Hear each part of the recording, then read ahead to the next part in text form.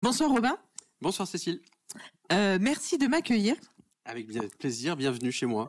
Eh bien, nous allons faire notre petit podcast du jour. Oui, Donc c'est le troisième. Exactement. Voilà, on s'est déjà vu une première fois où on a parlé un petit peu en général de toi, de tes envies. Et puis le deuxième, on a fait le conseil municipal, les élections pour les nuls. Donc pour apprendre un petit peu mieux ce qui nous amène aujourd'hui à discuter ensemble. Et pour ce troisième épisode, nous allons aborder plusieurs sujets, notamment les 4 thèmes que tu proposes sur ton programme. Mais avant, je voulais revenir sur certains points, puisque on a pu voir une vidéo qui a tourné, donc le istre gris et le istre en couleur. Donc j'aimerais que tu nous parles de cette vidéo. On a vu aussi que tu as lancé ta campagne, voilà. Et puis là, il y a un QG aussi qui bientôt. Voilà. Donc j'aimerais un petit peu revenir sur tout ça avant d'aborder les thèmes. 4 priorités. Exactement. Ouais, c'est effectivement notre lancement de campagne électorale, parce que depuis du coup le 25 août dernier, je suis candidat à l'élection municipale de manière tout à fait officielle, et je me suis déclaré candidat à travers justement ce clip vidéo que tu évoques, qu'on a lancé. Donc c'était une manière aussi un petit peu moderne, j'allais dire, et qui change un peu du format déclaration à la presse, communiqué de presse ou lettre aux Istréens, mais d'avoir plutôt une vidéo qui à la fois annonce que je suis candidat et qui explique aussi pourquoi, à travers aussi toute une mise en scène. Comme tu dis, on parlait de ville grise, ville en couleur, et tout ça nous a permis, dans cette vidéo de 3-4 minutes, déjà de faire un constat et de donner une vision. Et c'est une vidéo qui a plutôt très bien marché, parce qu'elle a été vue 200 000 fois, plus de 200 000 fois en quelques jours. Donc on est très contents, et donc ça a donné vraiment le top départ de la campagne électorale, en tout cas de ma candidature. Et on a transformé l'essai, si je puis dire, avec un lancement de campagne officielle, un premier meeting, une première réunion publique en plein air qu'on a faite le 20 septembre dernier. Et ça, c'était sur le bord de l'étang de l'Olivier à Istres. Et c'est au cours de cette réunion publique en plein air, où on a réuni près de 300 personnes, que j'ai présenté 4 priorités, 4 thématiques prioritaires pour Istres. La date du 25 août pour dire que tu te portais candidat, ça a un rapport ou c'était vraiment au hasard comme ça? Non, pas plus que ça. C'était surtout, on était à la fin de l'été, on allait approcher la rentrée, et on n'était pas encore dans le timing de la rentrée où les gens sont vraiment pris par la rentrée scolaire des enfants avec le 1er septembre, etc. Donc c'était un petit moment où on était suffisamment proche de la rentrée pour se dire que les gens justement sont prêts à démarrer l'année, et donc potentiellement à l'écoute, et en même temps l'actualité n'était pas saturée par le marronnier de la rentrée scolaire. Donc on voulait être, en tout cas, déclarer qu'on était candidat à cette date-là, à ce moment-là, juste un petit peu avant la rentrée, parce qu'on avait, je pense, une fenêtre d'écoute, et ensuite transformer ça avec un meeting qu'on ne voulait pas faire non plus tout début septembre, parce qu'on n'aurait pas pu mobiliser peut-être les gens, et que là, fin septembre, il faisait encore beau, et les gens étaient rentrés tranquillement, et on pouvait vraiment lancer la campagne. Ok. Et alors j'ai ça avec moi. Oui. Et ce fascicule, j'ai envie de dire ça comme ça, un flyer, ouais. Eh bien, tous les habitants ça commence en tout cas, les habitants, voilà, de la ville d'Istres et entre ça, ont ça dans leur boîte aux lettres. Et du coup, à l'intérieur, c'est là où tu nous parles de tes 4 axes. C'est ça. Avant de les détailler, pourquoi ceux-là? Pourquoi ces axes-là? Ouais. Parce que vraiment. Qu'est-ce qui a fait que tu aies eu envie d'établir ces 4 premiers axes? C'est un constat d'abord personnel, d'Istréen, du quotidien que je vois tous les jours quand j'évolue dans ma ville. Et puis c'est parce que tout le monde m'en parle. Ces 4 axes-là, donc pour les citer, c'est 1, ranimer le centre-ville, 2, arrêter le bétonnage et remettre de la nature, 3, augmenter le nombre de médecins parce que la santé à Istres c'est une catastrophe, et 4, renforcer l'autorité et la tranquillité publique. Et ces 4 axes-là, tout le monde m'en parle. Et typiquement, ça fait plus d'1 an que je fais du porte-à-porte une fois par semaine dans les quartiers en tant qu'élu. J'allais voir un petit peu tout le monde. Et à chaque fois que je discute avec les gens, c'est toujours le constat qui revient. C'est un, on en a marre de l'urbanisation de cette ville. Ça construit trop partout, ça bétonne. Deux, le centre-ville est mort, il est triste, il est mourant. Et après, trois, effectivement, on peut plus soigner. Il y en a plein qui n'ont pas de médecin traitant. Des tas de gens me disent, mais même pour aller voir un médecin généraliste, je suis en galère. Je n'ai plus même de médecin attitré, donc de médecin pour suivre mes maladies chroniques, etc. Donc ça, c'est encore une fois des constats qu'en fait tout le monde te partage au fil des jours, et donc et la sécurité aussi, enfin la tranquillité surtout, et donc c'est pour ça qu'on les a mis en haut de la pile, j'allais dire, des dossiers à traiter, parce que c'est vraiment ce dont tout le monde nous parle et qu'on constate tous les jours. Ok. Du coup, est-ce que tu peux nous détailler maintenant vraiment les uns après les autres toi, l'urgence, on va dire, que tu aurais quand tu seras maire? Pour ces priorités, d'abord le centre-ville. Donc on en dit que c'était urgent de le ranimer, parce qu'encore une fois, ce constat est partagé, il est assez mort, les commerces, il y a un gros turnover, ça ouvre, ça ferme. Il n'est pas très propre, les façades sont un petit peu tristes, il y a peu de végétation, il y a plus de services publics quasiment, hein. Donc en fait, l'idée c'est d'avoir un grand plan, j'allais dire un grand schéma directeur, un grand plan d'action qu'on a appelé un peu plan Marshall pour les historiens, mais c'est un vrai plan d'investissement assez massif de 30 millions d'euros. Ça paraît beaucoup, mais en fait c'est un plan sur 10 ans, donc ça fait 3 millions d'euros par an, hein, donc c'est totalement abordable pour une ville, hein, quand on sait que son budget d'investissement c'est 70 millions d'euros par an environ, même si c'est assez variable, mais l'idée c'est se dire on va mettre beaucoup d'argent d'un coup pour le centre-ville, parce que pour pouvoir le sauver, il faut agir sur plein de leviers en même temps, et ça coûte de l'argent. Il faut agir sur le logement, tant qu'on aura aussi de l'habitat un peu insalubre, comme c'est un peu le cas dans le Vieillistre, ça va pas le faire. Mais il faut agir aussi sur les façades. Ça a commencé un peu depuis un an, depuis le temps qu'on en parle, ça a commencé, mais il faut aller plus loin, il faut rénover toutes les façades. Il faut mettre un petit peu des services de propreté rapide. Je prends l'exemple de Nice, qui fait ça en 2 heures, dès qu'il y a un détritus ou autre, un coup de fil, en 2 heures, les services passent, c'est nettoyé. Parce que ça aussi, ça participe à l'ambiance d'une ville. Si c'est sale en permanence, si c'est moche, que les façades sont noircies par l'humidité, ça donne pas envie de rester.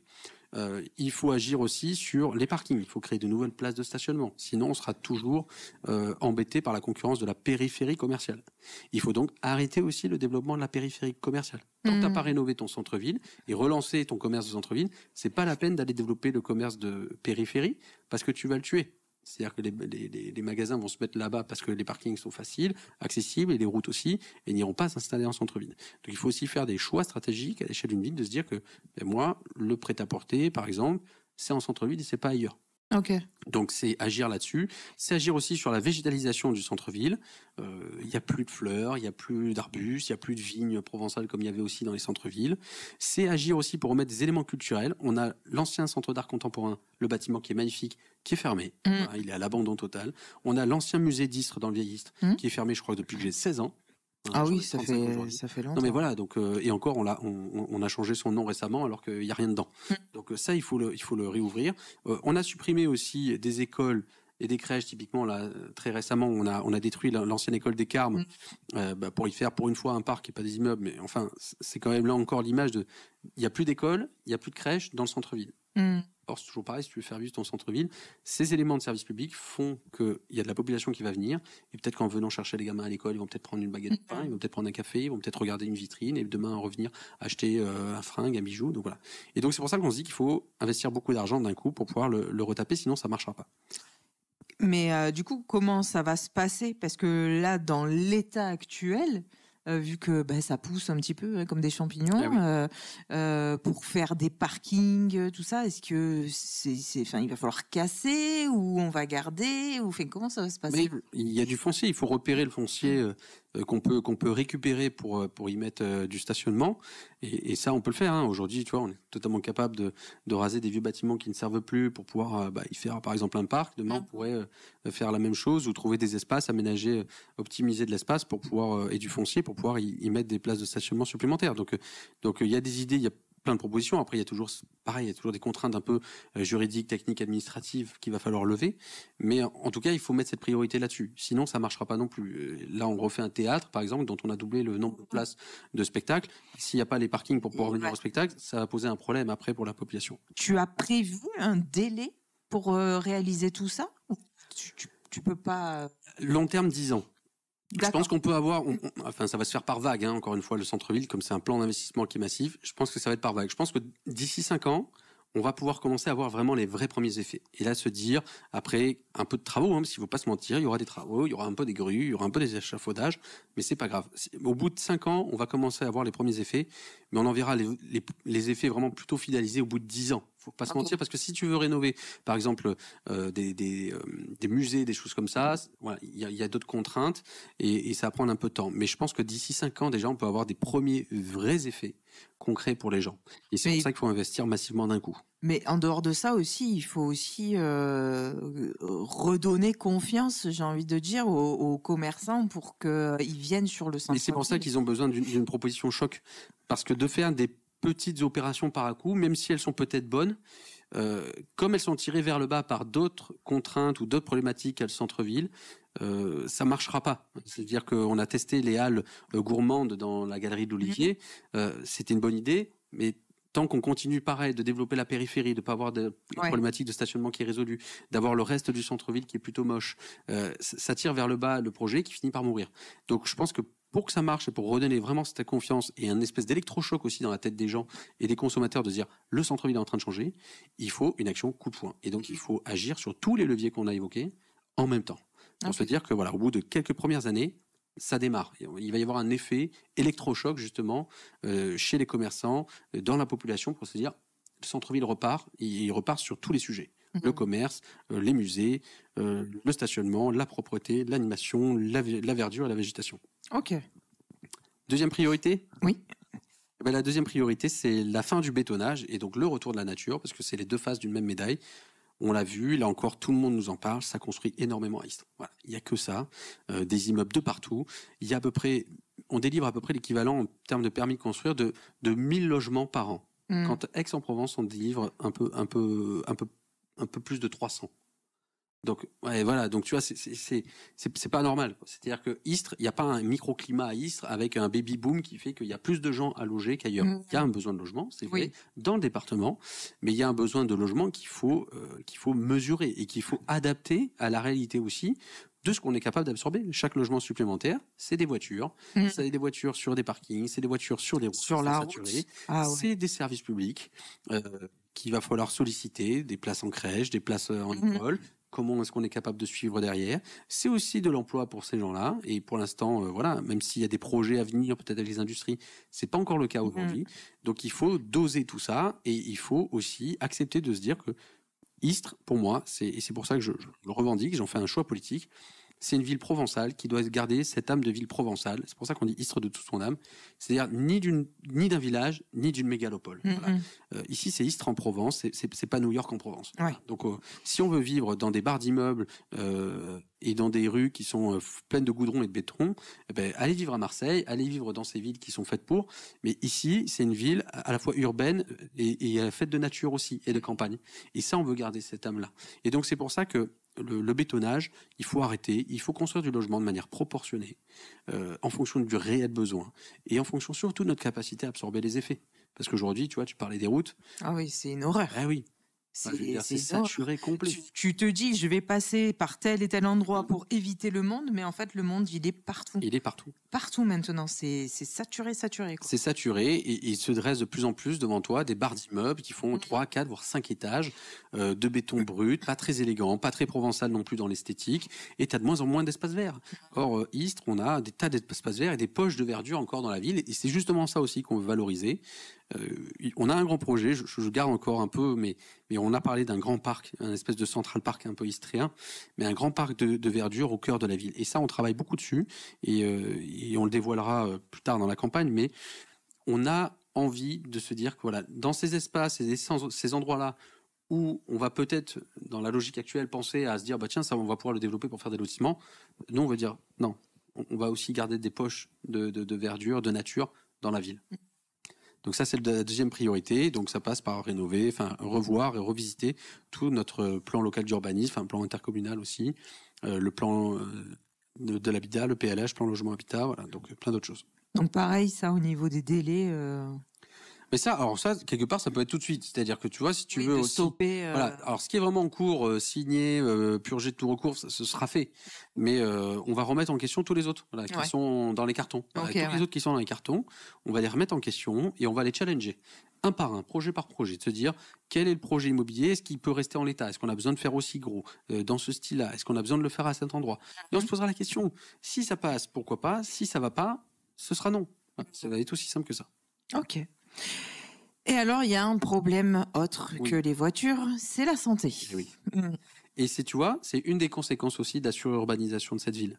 Et tout est lié en fait. Mais demain, et c'est pour ça aussi que la politique de bétonnage actuelle est un danger public pour moi, parce que c'est aussi de la population qu'on a dit qui va amener des voitures, des services publics, mais qui vont avoir besoin aussi de se soigner. Istres, c'est un désert médical. C'est pas moi qui le dis, hein. C'est l'ARS qui le dit, qui considère que Istres est un désert médical de type rural presque, alors qu'on n'est pas un village, quoi. Aujourd'hui, il y a 13 médecins généralistes pour 45 000 habitants. Ça fait pas beaucoup. Ça fait que dalle. Tu as un nombre incalculable des milliers d'Istriens qui n'ont pas de médecin traitant. Mais sans parler de médecins traitants. Après, tu as tous les médecins spécialistes, quoi. Oui. Mais typiquement, tu as le cabinet du docteur Leban, radiologue, qui a fermé en centre-ville.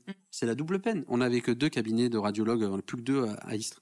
Et ben, tu n'en as plus qu'un, donc tu as perdu la moitié. Et en plus, il était en centre-ville. Donc c'est encore la double peine pour le centre-ville. C'est encore un service, quelque part, pas vraiment public, mais c'est un service à la population qui disparaît en termes de santé.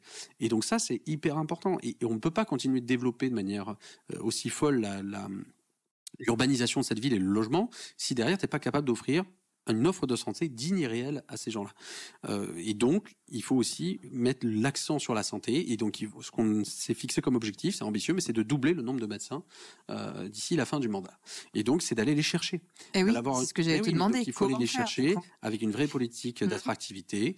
Il y a des tas de maires qui font ça, qui vont proposer une aide à l'installation, qui vont peut-être proposer à leurs propres étudiants en médecine de la ville, peut-être une bourse pour pouvoir se dire, on vous aide à faire une bourse. Par contre, vous revenez après exercer dans la ville une fois que vous avez fait vos études pendant tant d'années.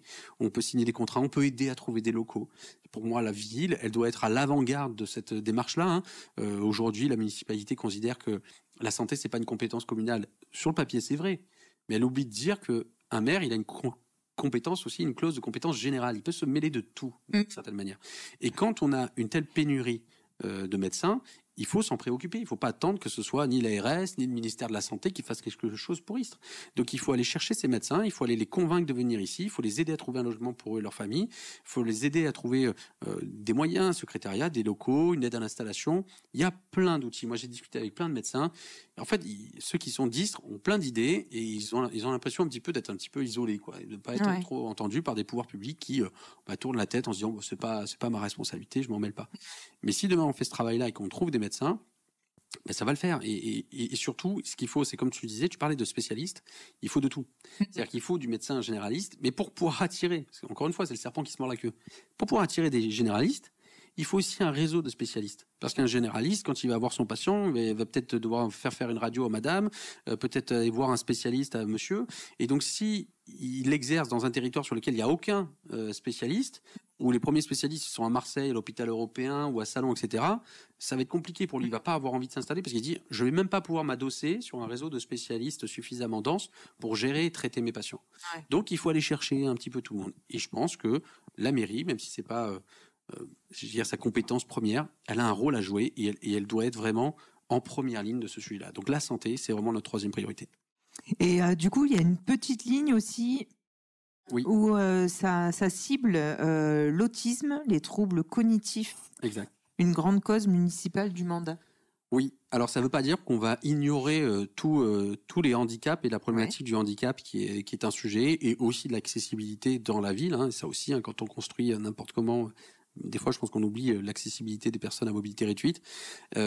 Le handicap est un sujet. Celui-là, on le met, on le met en avant plus que les autres, non pas parce que les autres sont pas importants et qu'on va pas les traiter, mais c'est parce qu'en fait, moi j'ai constaté aussi à titre personnel, avec mon entourage, même avec mon boulot, que sur ces sujets-là, l'autisme, ça touche un enfant sur 6. En fait, enfin, ou en tout cas les troubles cognitifs plutôt touchent un enfant sur 6. Ça va de l'autisme à juste des troubles 10, voilà, des choses comme ça. Et l'offre d'accompagnement est assez faible dans le territoire. Je te donne un exemple pour l'autisme. Il y a, je crois, 600 places d'attente dans un IME comme la Chrysalide.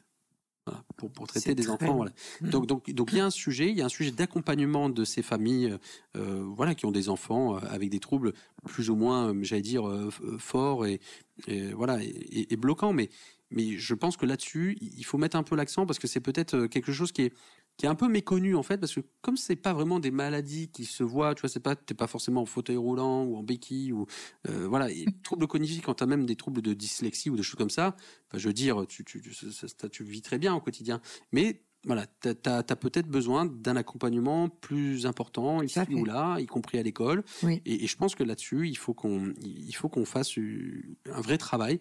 Et donc c'est pour ça qu'on a dit qu'on en ferait la grande cause municipale du mandat. Encore une fois, ça ne veut pas dire qu'on se consacrera que sur ça et qu'on oubliera tous les handicaps. C'est pas ça du tout.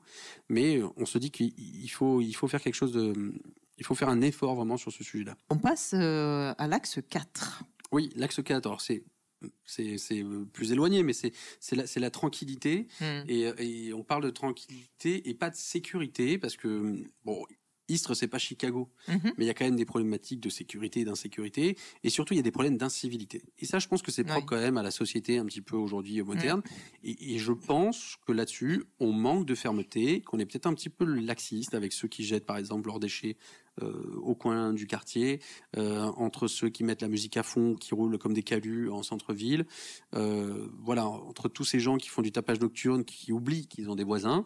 Je pense qu'il faut être un peu plus ferme avec ces gens-là, et qu'il faut taper au portefeuille aussi les gens. Voilà, je veux dire, la tranquillité, c'est important.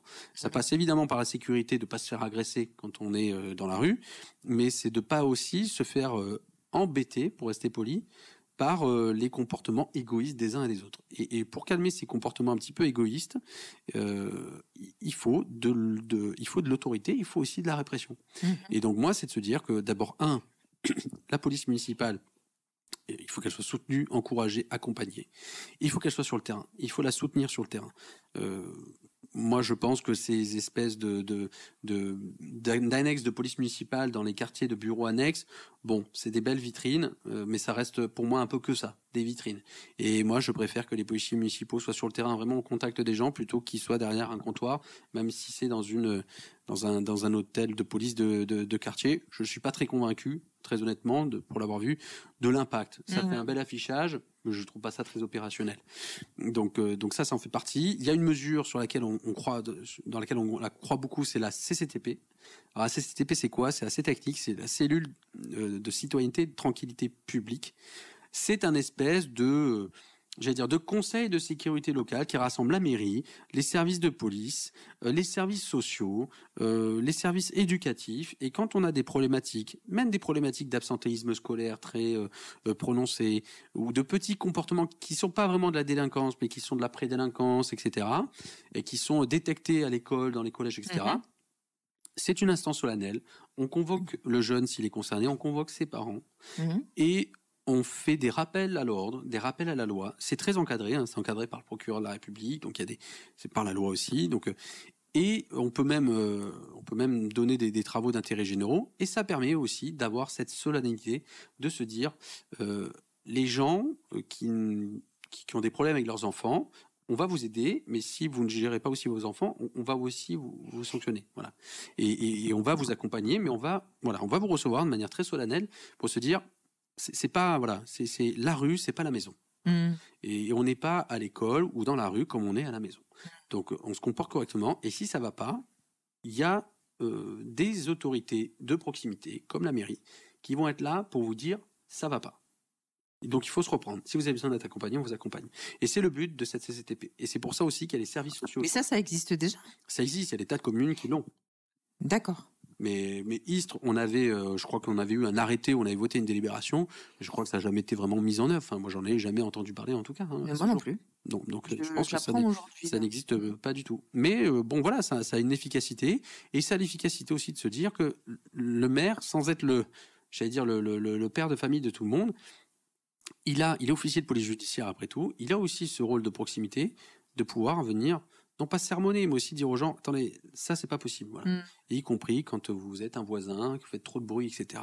Il y a une police municipale qui est là aussi pour dire, monsieur, stop, ça suffit. Voilà. Sinon, on vous sanctionne. Sinon, on vous met une amende. Ok. Donc voilà les 4 priorités.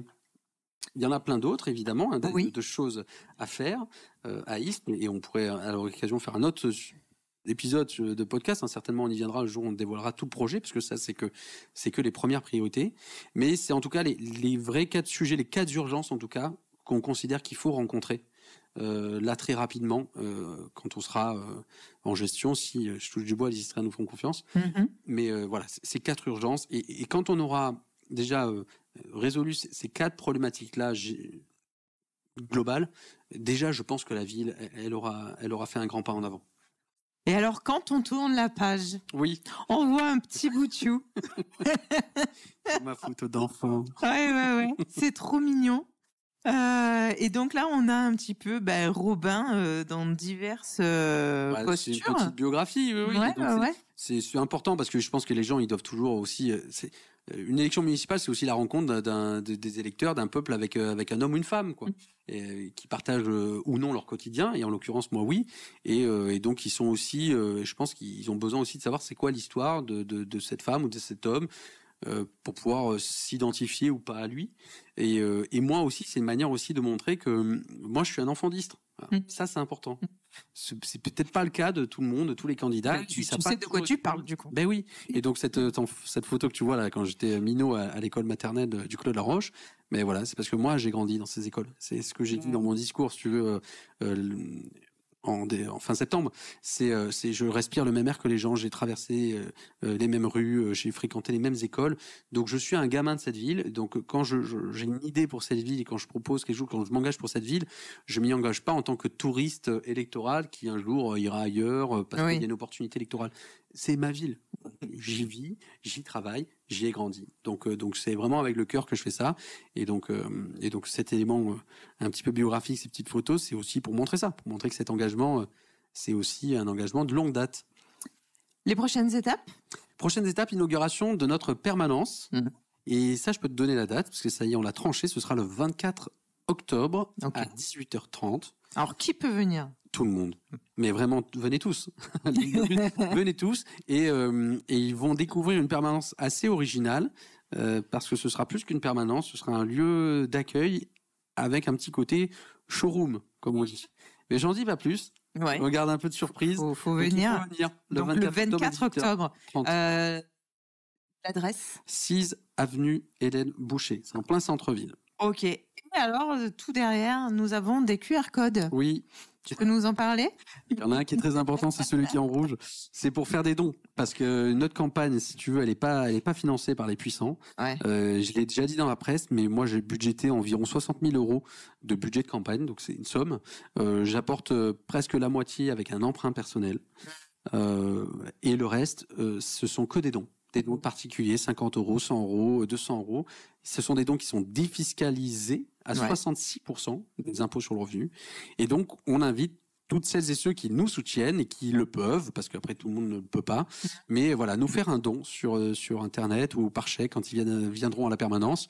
Voilà, on leur donnera un reçu et ils pourront le défiscaliser de leurs impôts. Mais c'est important parce que nous, ça nous permet de financer la campagne, de payer des affiches, payer des tracts, payer le loyer de la permanence, payer de l'événementiel. Et sans ça, on n'y arriverait pas. Donc on a besoin de l'aide de tout le monde. Tout à fait. Et l'autre QR code, du coup, c'est sur les réseaux. C'est pour nous rejoindre, nous suivre sur les réseaux et aussi éventuellement nous rejoindre, parce que s'il y a des gens qui sont intéressés, qui aiment ce qu'on fait et ce qu'on dit, il faut pas hésiter à venir nous aider à distribuer des tracts dans les boîtes aux lettres de votre quartier, à coller des affiches. Oui, parce que du coup, voilà, c'est quoi les rôles un petit peu là voilà, c'est les rôles que chacun veut se donner à la mesure de son temps, de sa disponibilité. Mais on a besoin de gens qui vont faire du porte-à-porte, qui vont aller toquer chez les gens pour essayer de présenter, essayer de convaincre les gens de voter pour nous, de gens qui vont aller coller des affiches, qui vont distribuer des tracts sur les marchés, qui vont nous aider à organiser des événements, donc à tenir la permanence pour accueillir les gens. Donc tous ces militants-là sont bénévoles et donc on en accueille sans problème le plus grand nombre possible. On n'est jamais assez nombreux pour faire gagner notre liste. Donc vraiment, voilà, tous ceux qui ont envie et qui le peuvent et qui ont du temps, venez, rejoignez-nous. Et la permanence, du coup, une fois qu'elle est inaugurée, elle va fonctionner comment ? Elle va fonctionner, on va avoir des petites horaires assez régulières. Ça va être finalisé, mais ce sera quand même en semaine le soir de 17h à 19h. Et le week-end, ce sera plutôt le matin de 10h à midi le samedi. Également le mardi matin pour le marché. Et on va voir, après, selon les disponibilités aussi des gens et selon l'enthousiasme de la campagne et le besoin des gens, si on peut, on étendra les plages horaires. Ok, très bien. Eh ben, tous les messages sont passés. Je crois. Voilà. Tu avais envie de rajouter quelque chose ? Non, je te remercier encore pour ce podcast, ce 3e épisode. Écoute, en attendant les prochains. Voilà, c'est ça. Et du coup, à la prochaine. À la prochaine, Cécile. Merci, et merci Robin. à tous. Merci à ceux qui nous écoutent.